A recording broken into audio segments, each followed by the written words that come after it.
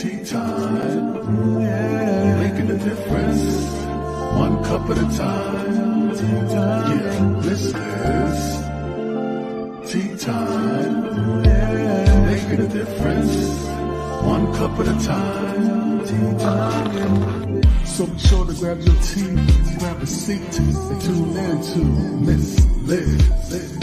Tea time, making a difference, one cup at a time. Tea time, yeah. Tea time, time.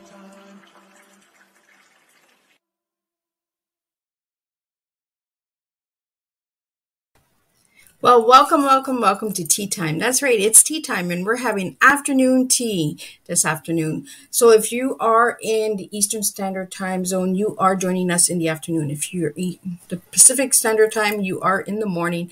And if you are in the MST, you are in the evening. So I want to thank each and every one of you for tuning in and checking out Tea Time. Today, I have a special guest in the house. She is an actor, producer, and an author. That's right. She does everything. So before we start our tea time, I want to do just a little disclaimer, and then we're going to get Jen and Lieberman in the studio, and then we will share and get to learn what her tea is. So the disclaimer for Miss Liz's Tea Time live shows. Miss Liz myself is going live using StreamYard. Before using or leaving a comment, please grant StreamYard.com permission to use your name. Please be advised that the content brought forward for any of my Tea Time shows hosted by myself, Miss Liz, is always brought forward in good health and good faith. However, may bring forward dialogue and opinions that may not represent my platform. The facts and information are perceived to be accurate at the given time of airing. All Tea Time guests and audience participation are responsible for making their good judgment in taking any action and may relate to the discussion. The content brought forward may include discussion for somewhere it may be emotionally at risk. It is significant to know that this show is engaging in discussion forums only to offer and inspire awareness and connection and is not providing therapeutical advice. If you have any questions about this disclaimer or the panelist discussion, you may freely contact me, Miss Liz, through my email at bookingmissliz@gmail.com. Moving forward, should you choose to voluntarily participate in this show in any aspect, I myself, Miss Liz, welcomes you. And should you decide that this show at this time is not for you, I respect your choice, and I will see you at a future show at a later date. Now, I want to bring in my guest, and I'm going to read off her bio and get her spilling tea with me. So welcome, Jen. It is incredible to have you here. So nice to be here, Liz. Thanks for inviting me. Well, thank you for coming. I am so honored to have you sit here and have tea with me today and get to know what your tea is and how you got started and all that. So what I've been doing lately is I've been getting the guests to kind of share who they are and what they do. But I'm going to do something a little different with you because your bio is truly incredible. And you are from Canada, so us Canadian girls, we have to support each other, right? Empower for empower. Yeah. So I'm going to read Jen's bio. And if I miss anything at all, Jen, please let the viewers and listeners know as well. For sure. So Jennifer, am I saying your last name right? Lieberman? Lieberman, correct. Yeah. Lieberman, okay. So the E is silent. Is from Maple, Canada, and holds a Bachelor of Arts in philosophy from York University in Toronto. She has appeared in over 30 stage productions in Toronto, New York, Los Angeles, Europe, and Australia, including her award-winning solo show, Year of the Slut, which her novel, Year of the What, was adapted from. In addition to her performance career, she has penned a number of screen and stage plays. Her short films, Leash and Details, which both screen at the Fiesta du Cannes, Court, Métrage, among other international film festivals, as well as the wacky web series Dumpwater Divas. Year of the What is Lieberman's first novel. To request additional reviews and copies of the interview with Jennifer, please reach out to Mickey Mickelson, who is handling her. So, Jen, did I miss anything? No, I'm just going to correct the pronunciation. So it was the Festival de Cannes Court Métrage. Oh, Métrage. I need to roll my French tongue a little. No, Like, I know it's not English, so I don't expect everybody to, to get it correctly. But that's what it was. well, thank you for correcting me. I always encourage people to correct me because that's the only way I'm going to learn, right? I'm the exact same way. I want to know if I'm doing something wrong. Yeah. So it is really a privilege to have you here. An actor, a producer, and a writer. Wow. It sounds so much fancier and more glamorous than it actually is. Well, I have a lot of questions for you because I was asking Mickey as well when we were communicating back and forth. And he's like, oh, you could be asking her all these questions when she comes on Tea Time. And I said, oh, I sure will. Great. So what got you into it all? Okay. So this is like a really silly, easy answer. But when I was a little girl, I wanted to date Zach Morris from Saved by the Bell. So I started writing episodes of the TV show to amuse myself and writing myself as like his girlfriend on the show, some like new character that shows up in Bayside and dates Zach Morris. But Zach was a cutie. Like, yeah, he was. And literally I was like 9 years old. And that's when I started writing. So, so writing and performing has always been connected for me because everything that I wrote with the intention of wanting to live the experience, So the fact that I act and write and produce, like it sounds like a lot, but it all kind of makes sense because my goal was always to kind of like create these stories that I get to live out. Whether it's theater or film, the novel was a real deterrent because you don't get to perform a book, but it started off as a show. So it just went. So you started the show and then did the book. Exactly. So all my writing is really rooted in the desire to perform, or at least was until this book. So for the listeners out there and the viewers that are watching the replay later, how hard is it to be a producer?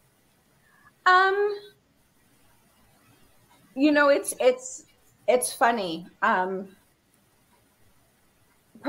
Being a producer is a difficult job because, for example, like on a film set, you have many different teams of people, so you'll have an electrical team, you'll have the camera team, you'll have the actors, which are the talent, you'll have the props, you'll have the set designers, the carpenters. So the producer is in charge of, it was like the head honcho in charge of all the department heads of all the teams, so there is a lot. And however, much easier to get a job as a producer than as an actor. Really? Or to sell a book. Yes, because way less people are trying to be producers and way less people have put in a decade and a half to develop those skills. Wow. So, even though I don't think acting is easy. Acting badly is easy, Well, we all can act bad, right? Yeah, exactly. So I'm not trying to put down my fellow actors and say like, oh, acting isn't a hard job. You just need a very, very, very different skill set. And you can get cast as an actor just for having the right look or the right accent or being able to do a special skill that nobody else can do. Like they need somebody who can fire dance, even though you've never been in a production in your life, we need a fire dancer. So you're in the movie. So acting, I think, is one of the only jobs in the world where you can show up with zero experience and still be able to execute the job. Wow. Whereas a producer, you can't not have any experience and succeed in the job as a producer. It just 100% will not happen unless you were like managing other major projects in some other field that has a million other moving pieces. But that's the funny thing about acting is, yeah, it takes a lot of work to become great and to become really disciplined and to become a sensation. But at the same time, it's also one of those mediums that you could just have the right look or be at the right place at the right time and get thrown into the role. Like, for example, Harrison Ford was working as a carpenter on Star Wars. He was already an actor, but he didn't get a job as an actor on Star Wars. He was there as a carpenter. And that's how he got cast as Han Solo. Wow. Yeah, and these were all the things that I was curious about, like how easy it is. Like, do you have to go to acting school? Can you just, be in the right place at the right time and actually get into a movie, The answer is yes and no to all of the questions. Because the way I like to explain it is, no two people in showbiz ever got there going down the same path. So there are no rules. It would be good if you knew a little bit about what you were doing. Well, a little bit of knowledge is good for anything, right? In life. But at the same time, there are lots of people with natural talent out there. There are lots of children. I've taught children. I've been the performing arts director at an elementary school. I ran an acting program at a studio in Santa Monica. So that's the other thing too. It's like children are really natural, and they don't, especially when they're younger, they get cast without having very much training at all because they haven't had the time to develop the skills. And it's funny because sometimes kids are better than adults because adults get too in their head and overthink everything, and kids are more in the moment and spontaneous and imaginative. So that's the thing. It's like, it's the hardest industry to get into, and it's the easiest industry to get into in terms of performance. So how did you get into it, Jen? Were you just in the right place, right time? Did you have a scout? Did you how did it work? Nothing like that. So I was writing for years and years and years. And it wasn't until I got into university that I kind of had the autonomy to go for what I wanted. So I haven't told this story actually, though, so this will be interesting.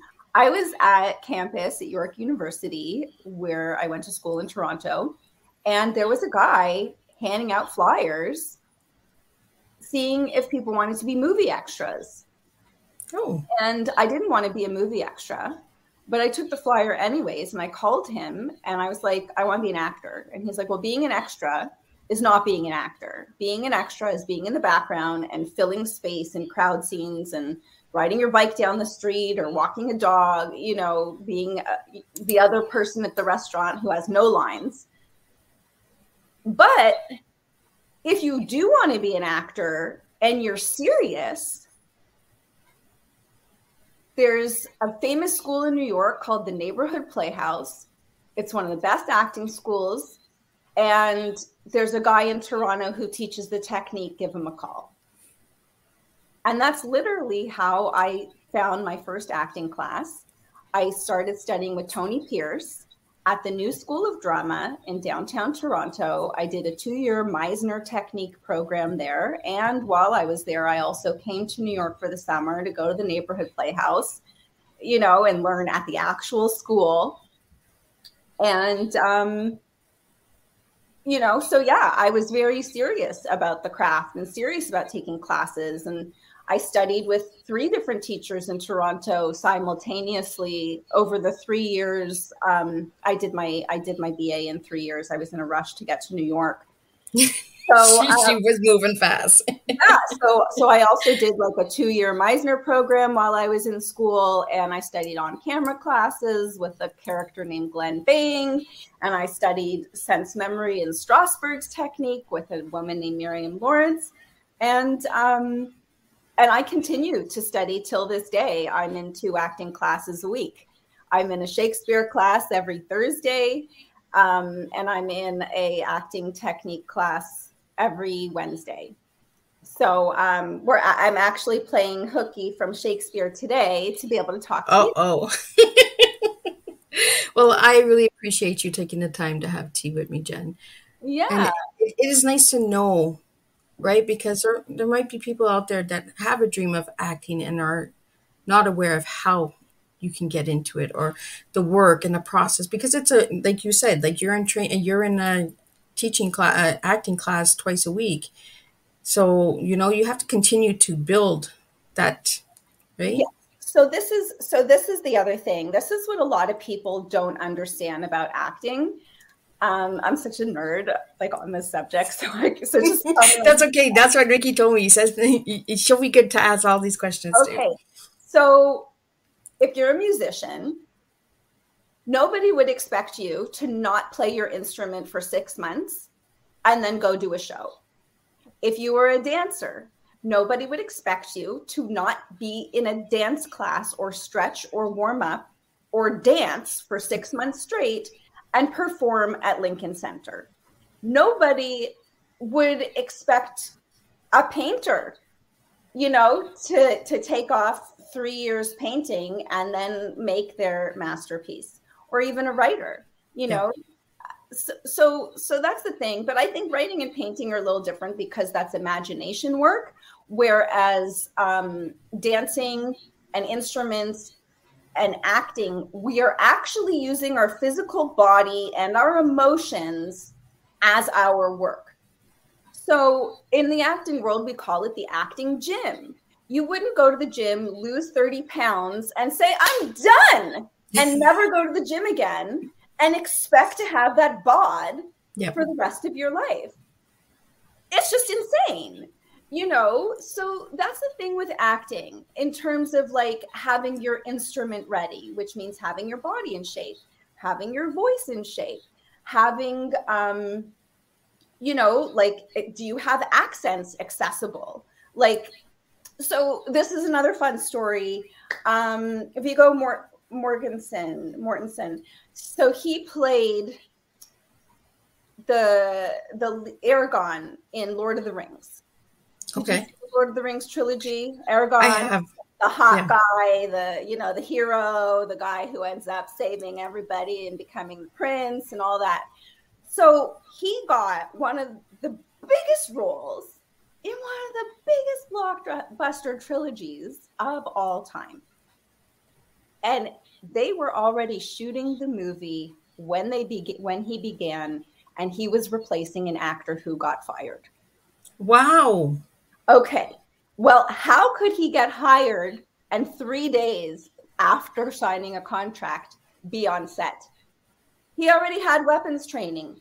He already was an equestrian. He was already in shape.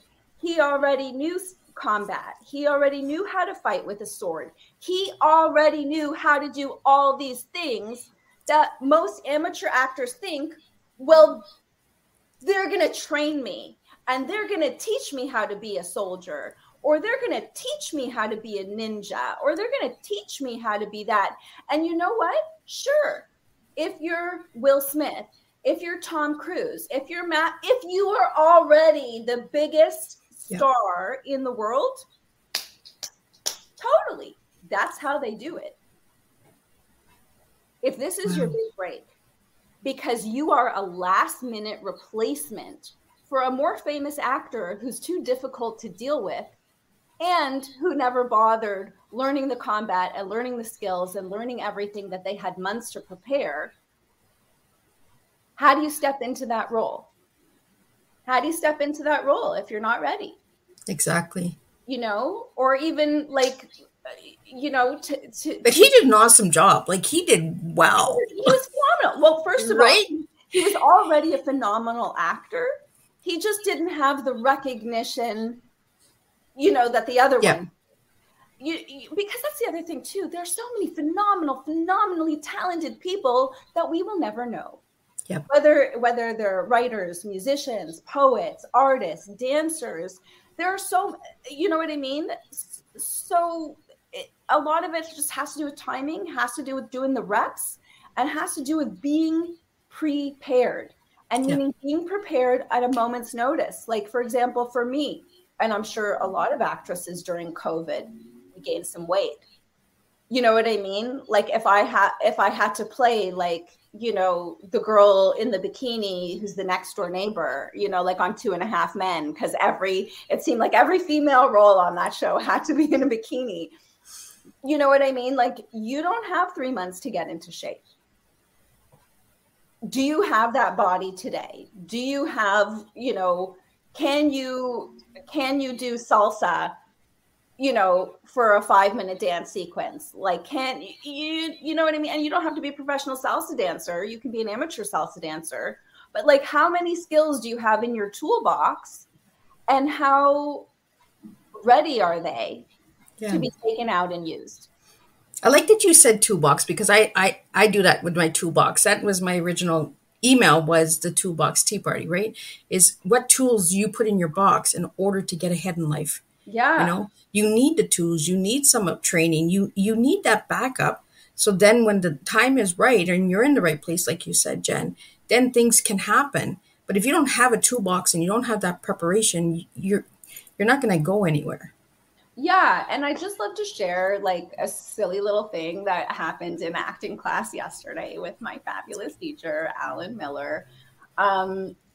So Alan is very seasoned and an older gentleman. So he's been around for quite a while. And he was talking about a performance that a colleague of his did years and years and years ago. And he had to play this like horrific moment, you know, like trembling, shaking, like horrified. And he just nailed it every single night in a theater performance. You know, you can nail something like that for 1 or 2 takes on set, but to be able to like have the technique, you know, and we talk about more technique in theater than film, just because you have to recreate the same thing so many times, so many nights over and over again. It's just a different beast. Yeah. You know, and everybody was trying to get out of him, like, how did he deal with the emotion? How did he deal with that? How did he deal with that? And finally, it came out that he wasn't connected to his emotions at all when he was doing the technique that he worked on was being in a freezing cold shower where your body is shaking because you're so cold. And when you think about it, like from the actor point of view, that is so clever, because it's really taxing when you're working emotional triggers, and you can take yourself down a rabbit hole of dark places, which have happened to some actors in the past who were into the method acting and things like that. And I'm speaking from experience, because years ago I played a mentally challenged girl who was raped and murdered, and this was a stage production, and I literally had to perform like an onstage simulated rape scene. You know, and I was young at the time. I was in my early 20s. It was one of the hardest things I had done at that point in my career, and I couldn't, you know, I didn't have the skill set and the technique yet to be able to navigate through that without it taking a huge emotional toll. And, you know, so just that example of yesterday, like, you know, being terrified of a cold shower, the audience has no clue. All the audience cares about is, are you making them feel what the story is supposed to make them feel? They don't care how you're getting there. You know, but I just thought yesterday it was just such a great story that, like, you know, somebody from the outside looking in would think, oh my God, what kind of horrific, you know, trauma did he have in the past that he has to conjure every night to da da da da da da. But the reality is, no, you find substitutions and you find techniques that, you know, let you stay healthy mentally, physically, and that make it easy for you to achieve your job. Yeah. Well, that was one thing that really had me curious, was when you do these roles, like a rape victim or abuser, some kind of, you know, physical challenge, like mental challenge or mental health or anything like that. where do you guys go? I've always been curious about that because some actors get right into the role Yeah. that you almost wonder if they've actually gone through that or experienced some of that in order to play that role, you know? You know, like I said, everybody's different. It depends on their technique. It depends. Some people are just really emotionally accessible. You know, some people just have those emotions like right at the surface. And then, you know, like people, you know, in your life, there are people who have their emotions pushed down all the way and they rarely let them come up. You know, well, that type of person isn't going to make for a very good actor, because the more emotions you have accessible, and also the more you practice being able to, you know, just kind of pull them out, put them back, pull them out and put them back, the more limber you are, I guess, Yeah. as a performer. Well, I would see that, you know, because if you bottle a lot of things, then your emotions, you don't know what's going to happen, right? If the set doesn't go right or the lines don't go right, then you might be blowing up and everyone might be saying, well, where's that coming from? You know, that's not part of the set right now. Like, so I can see somebody who has bottled a lot of emotions wouldn't be good at acting, you know? Yeah, yeah. But once again, like it takes all types, but that person might make a great stand-up comedian, you know? And I always wondered about that because most comedians are always taking like low shots at something painful, you know, because a Yeah. way of expressing themselves, and they'll get a laugh out of it instead of a tear. Yeah, a lot of comedians are self-deprecating just because it's easier, especially now in like the climate of cancel culture, where it used to be in comedy, everybody is fair game. Yeah. Like we discriminate against everybody equally in comedy because, you know, being able to poke fun, being able to, you know, it's part of what comedy is, you know? So, but I think especially now with the cancel culture and, you know, it being so hard to talk about any topic, self-deprecation is like the only way to go. Yeah. It really has changed a lot. Like a lot has changed. And I'm sure it's changed a lot in the acting fields as well, right? And even producing the way you produce a movie now with all of the different censorships and, you know, it's almost like you have to sugarcoat everything because somebody's always offended now. Like we can't express ourselves. You know, certain subject matters, you know, well, there's one thing, there's so many things. It's such a broad topic. Because it's like on the one hand, it's like we need our checklist. We need our checklist to make sure everybody has representation, you know, and I think everybody should have representation. And my first couple of short films, I was very keen on having an all-female team. Female producer, female writer, female cinematographer, female editor, female director. You know what I mean? Like in both of my short films was all female crew, principal crew. That was really important to me. And now that I've done that exercise, so to speak, I worked with some great people. But now I'm just interested in the best man for the job or woman for the job, period. I don't care. I don't care about, you know, checking a list of making sure everybody's included. And especially at my scale, like I'm not a big corporation. I'm working on independent projects. And generally I work with my friends and people I know and who are willing to work at the low budget rate that I can pay them. You know what I mean? So that's the other thing too. It's like, I want to work with the most talented people that I get along with that I can afford. And you know, and that's usually the decisions that's usually what drives decisions in business. Yeah. You know, is this the best person for the job? Are they within my budget? Are they somebody I get along with? And a lot of times it's really hard to check all three of those boxes, let alone having to check off all the other inclusivity boxes. And you know, but the reality is we live in a world of color. We do.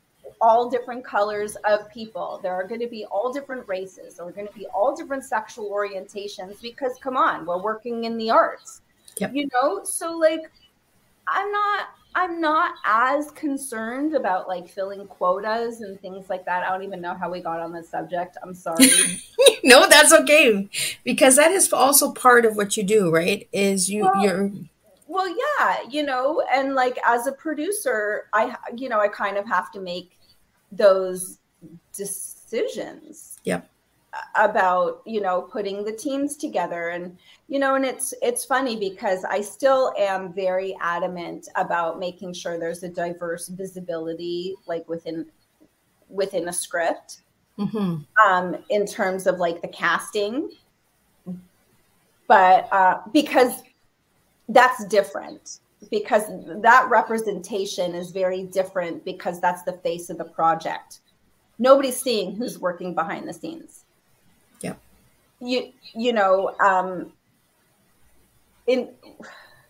I feel like I'm digging a hole for myself right now. No, because I think it's important that the viewers and listeners out there know how difficult it has been, you know, the change and the time, because this is how I feel. I feel like we have come into a time in our lives in the world now that we have to sugarcoat and babysit everyone. We're not able to express ourselves. So I feel like we're losing emotions. We're losing connections. We're losing humanity because we have to fill it in all these boxes. And people are getting tired of feeling, okay, well, I'm in this box. I'm in this box. I'm in this. Okay, I'm not in this box.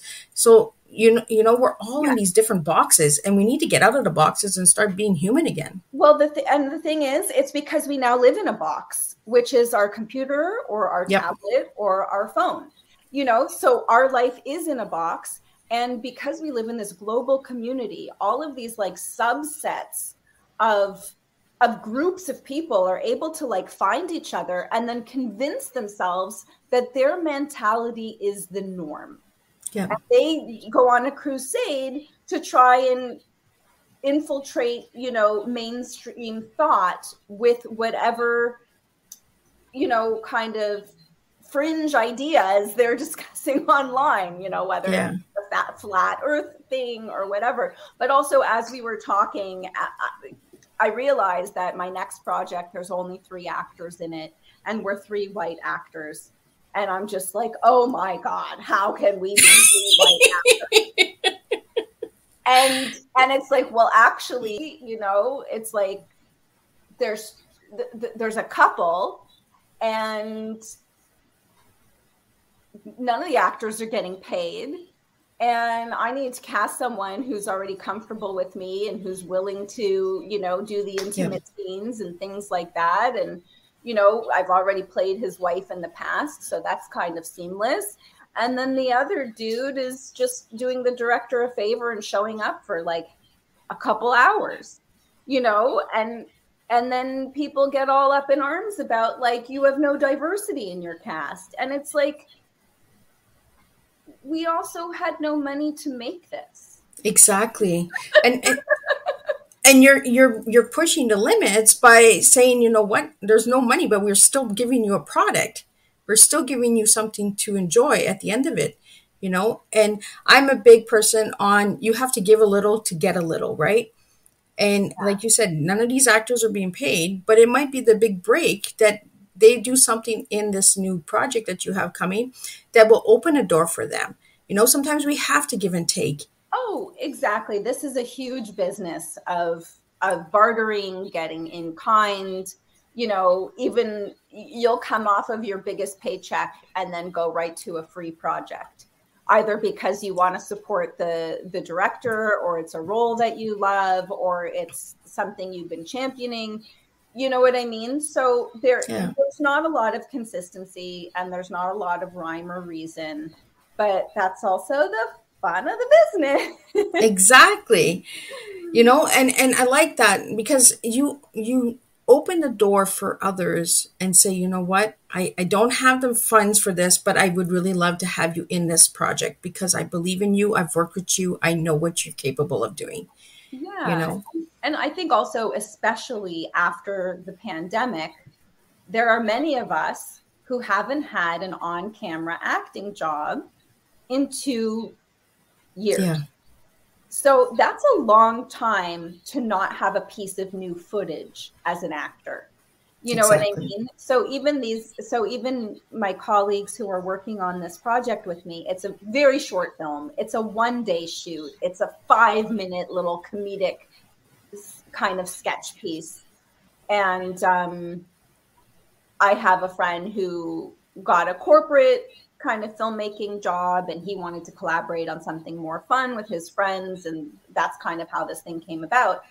But yeah, like even for me, like I need more footage. Yeah. You know, just relevant, updated footage. You know, and that's the thing. It's not a huge commitment. I would never ask anybody to work for me for free for 10 days, but for 1 day. Yeah. You know. So I want to get into your tea, Jen, because I think this is a good time. And then we're going to get into your book, because I really want to get into the book. So everyone can see the book. The ones that are watching viewing the live video, you can see the book. You can see Jen holding her book. So we'll get into that. But I want to get into your tea. What is your tea, Jen? So if I give you the word TEA, what would your words be for each of the letters? I would say tenacious. That's definitely number one. Excitable, because I always try and like stay in a state of excitement and curiosity. And let me think of that for a second.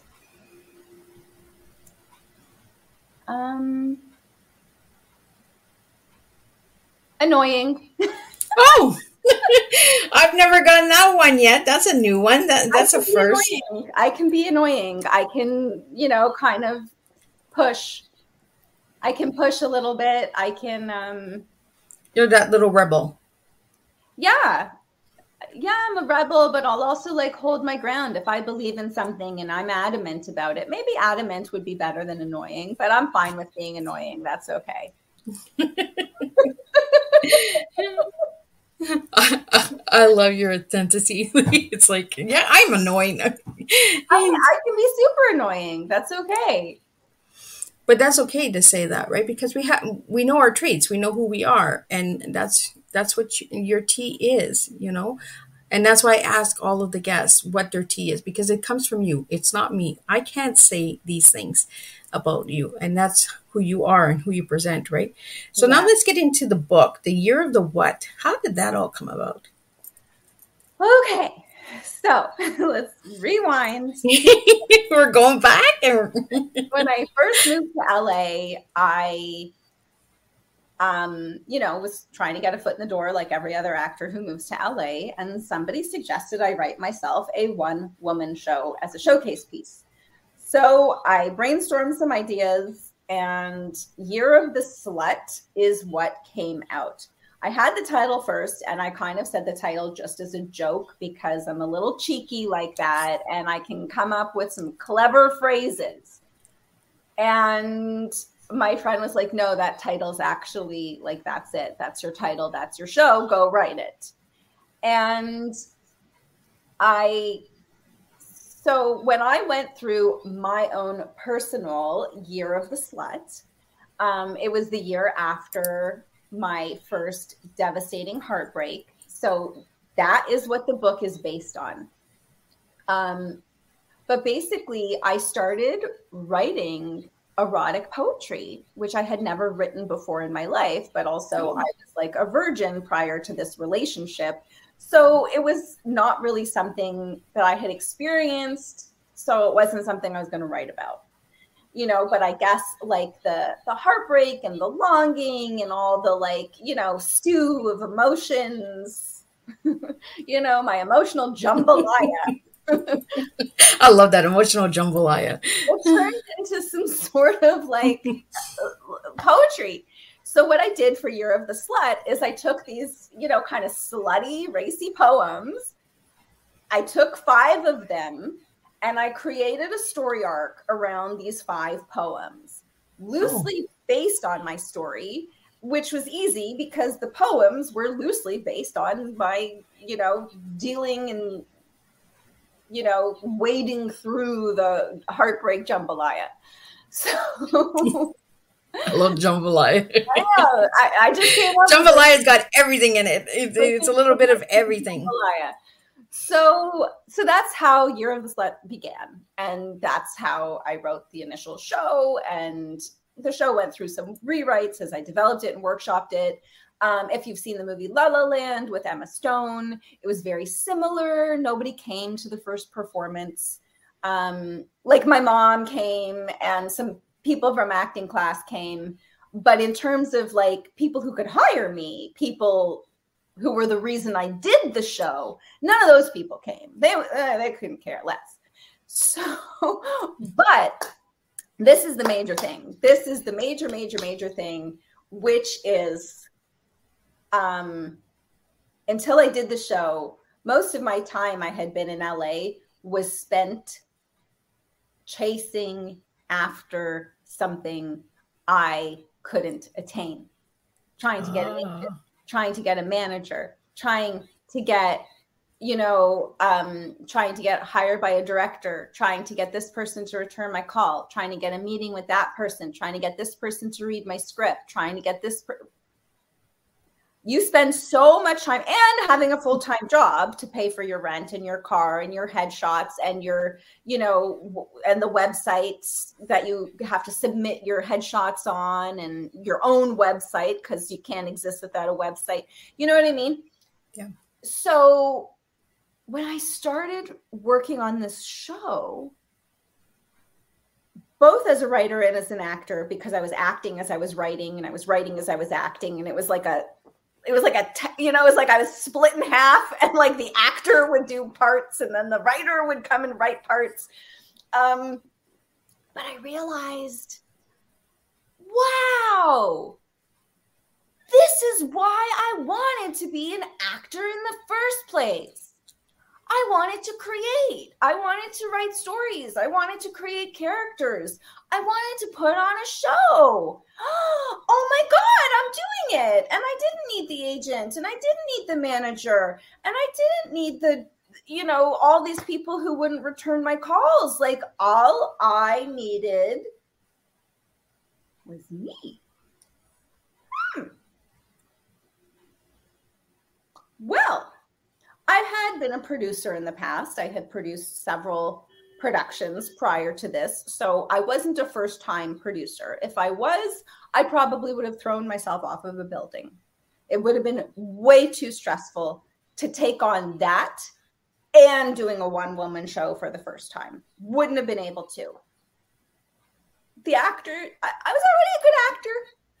I was already a good producer. I wasn't sure about the writing yet because I had never written anything that got produced. So I never got feedback from the world. Yeah. But I knew I was a good writer.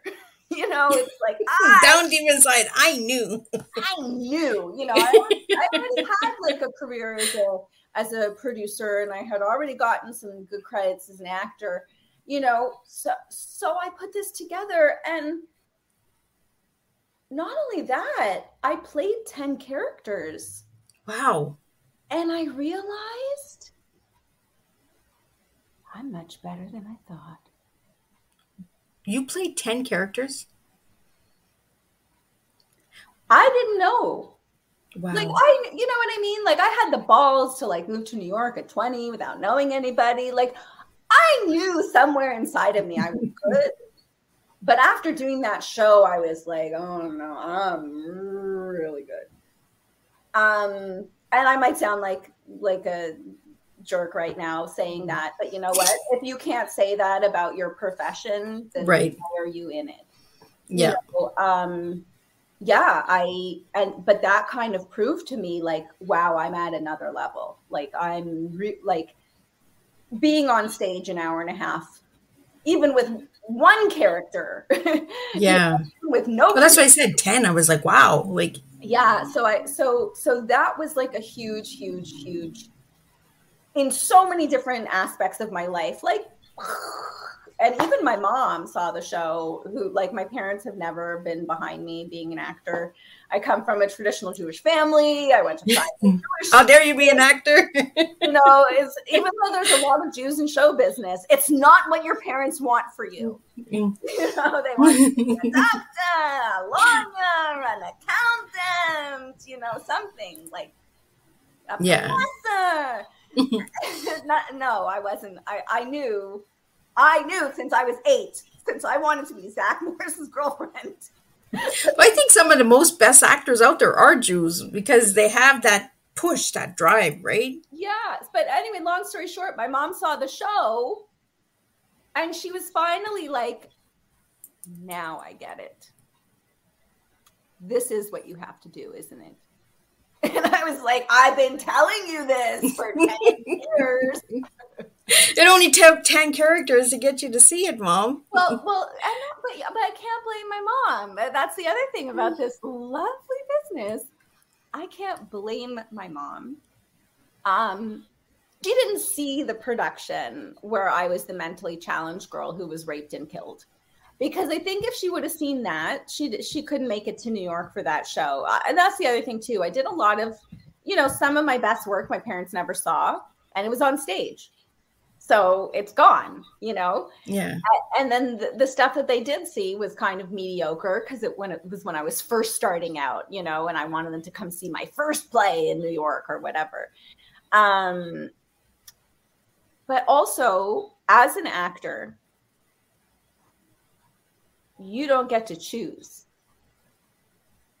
Oh. They choose you. They choose you for the job.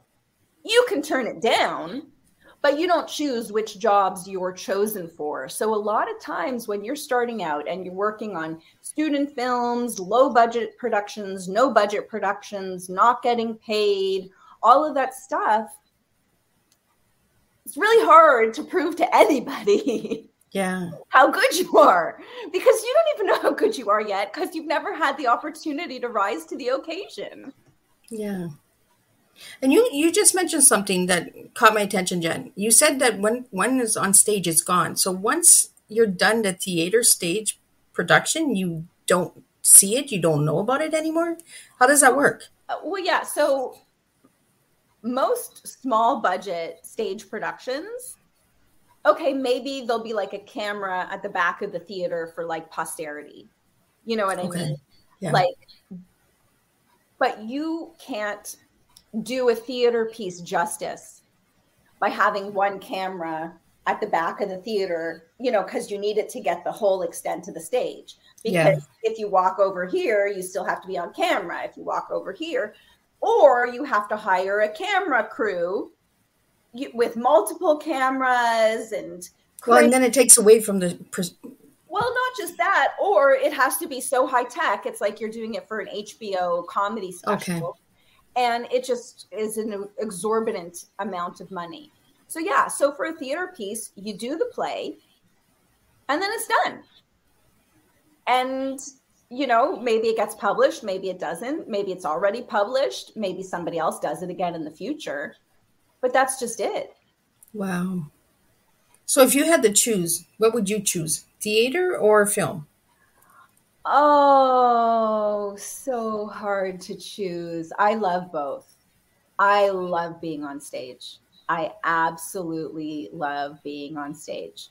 Unfortunately, it's just not as lucrative as having a film or television career. You know, so I would love, like a lot of the great actors like Meryl Streep and Al Pacino and Cate Blanchett and all the best of the best. They do several movies a year, but they also do a theater piece. Which people don't hear about. No. Al Pacino played Tennessee Williams at the Pasadena Playhouse in a play a few years ago called God Looked Away. And forgive me, Al Pacino, but the reviews in the LA Times said God looked away and so should you. Wow. And forgive me, Al Pacino, but, you know, to be an aspiring or, you know, actor who hasn't quite hit their stride yet, and to see somebody like Al Pacino take on a role he's not right for, try his best, kill himself trying to do it, get torn apart by the critics, still show up every night, still do the work because he's not finished growing as an artist. He didn't have to do that play. He didn't have to get a single bad review. He can still do blockbuster movies being the Al Pacino character that he is and do just fine. But it showed you that they still want to grow, right? Even though their name is made, they still want to grow. They still have that open mind of, let me try it. Let me see how I do. Well, you can't be a creative person without having that curiosity, without having that desire, without constantly trying to create new things. That's what a creative does. But anyway, so we'll take it back. But so the show ended up winning an award in New York and had a racy title, Year of the Slut. And everybody's like, this would be a great chick lit novel. You should adapt this into a novel. And that's how that happened. So that's how the book came about. Unfortunately, the word slut was censored the first time around when we published the book. That's what I kind of figured, because as you were saying, the year of the slut, and I'm like, it's the year of the what? So they removed the word slut. That's what I mean. The censorship has really taken away, because when you look at words, right, you automatically go to the negative thought. I don't know why we are made this way, but sometimes we have to express ourselves, and we have to use these words in order to express ourselves. I don't think it would have been offensive, being on a book. No, I don't think so. And there is actually a #1 bestseller, like a New York Times bestseller, called The Ethical Slut.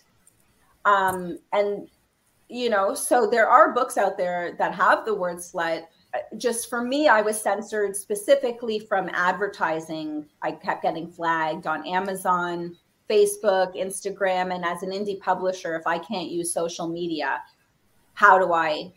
if I can't even advertise on the platform where I'm available, how?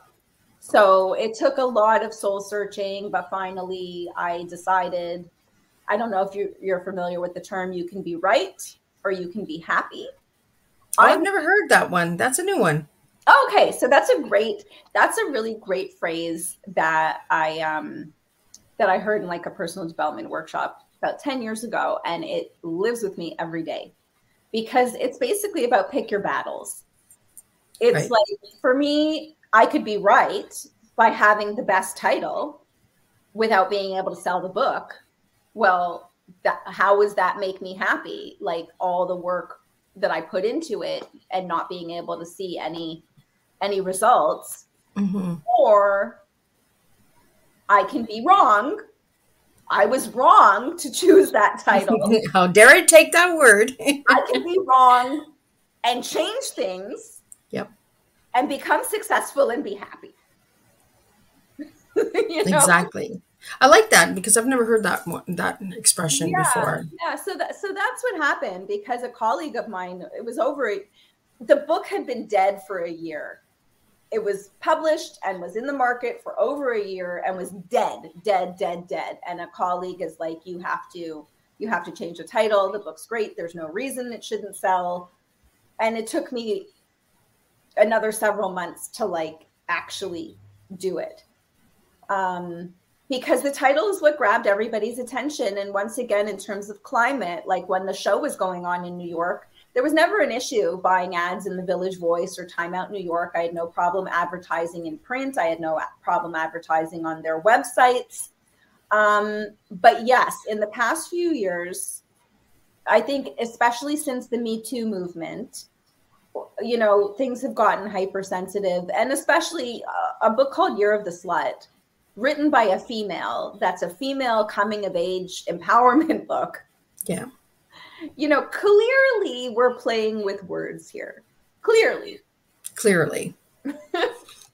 So Jen, any final words that you would like to leave with the guests today before we wrap up your tea time? I want to thank you all for tuning in, first of all. Second of all, I want to encourage everybody to make your own break, which is what I did with creating my show and then creating more projects after that, and deciding to self-publish my book after all the rejection, and deciding to change the title after the first one was a failure, And only you know what you're destined for, and only you know what you're made of. So it's your job to be able to shut out everything else and find your way down the path. Well, thank you so much, Jen. And before we wrap up your tea time, I want to get into really quickly before we wrap up, what is Make Your Own Break? Oh, so Make Your Own Break is also my consulting business. So I help other actors, writers, creatives figure out a path to navigate how to make their own break. You know, sometimes it's giving people feedback on a script. Sometimes it's taking their script, breaking it down into a budget and a schedule. Sometimes it's executing the whole project for them. Sometimes it's helping actors develop a piece or helping them find a writer who has a piece that's good for them as a showcase. This is a collaborative industry. And, you know, I think a lot of people, not just in this industry, but just in life in general, it's like, oh, well, you know, when I get the agent will send me out for the big jobs. You know, well, that may or may not happen, but even if you're going out for the big jobs, doesn't mean you're booking all the big jobs. And in the meantime, how do you keep getting better if you're not actually putting in the reps every day? If you're not, you know, even doing 5 minutes of stand-up comedy or making a little 5-minute film like I'm doing next month, you know, I'm fundraising for my big feature film. You know, I have money raised for that. I'm in, you know, I'm talking to different producers and figuring out logistics. But in the meantime, that project might take another year to get off the ground. I'm not going to not do anything. Well, thank you so much. And I love it. Make your own break. Like, you have to get out there and do things for yourself. You know, you can't just wait for things to come knocking on your door and saying, it's your lucky day. No. And usually it's when you've spent 20 years working on making your own break that the huge door opens. And all of a sudden you're an overnight success. Ta-da! Today is your day.